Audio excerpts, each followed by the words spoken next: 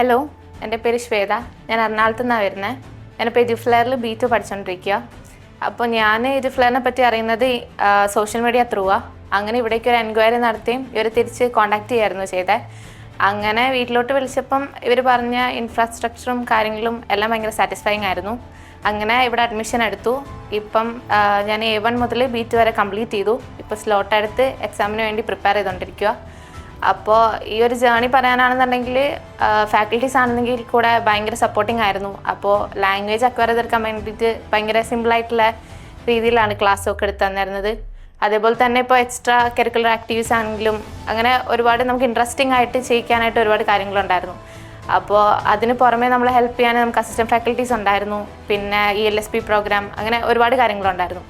അപ്പോൾ ഇപ്പം മൊത്തത്തിലുള്ളൊരു ജേണി പറയാനാണെന്നുണ്ടെങ്കിൽ എല്ലാം കുറച്ചും കൂടെ ഇൻട്രസ്റ്റിംഗ് ആണ്. അതേപോലെ തന്നെ ഏറ്റവും ബെറ്റർ ആയിട്ടുള്ള രീതിയിലാണ് എഡ്യൂക്കേഷൻ പ്രൊവൈഡ് ചെയ്തത്.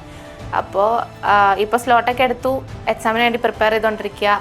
ഇനി എക്സാം എഴുതണം, അതിന് നല്ല കോൺഫിഡൻ്റ് ആണ്. ഇനി പിന്നെ എഡ്യൂഫ്ലെയറിൻ്റെ കൂടെ ജർമ്മനിയിലേക്ക് ഫ്ലൈ ചെയ്യണം.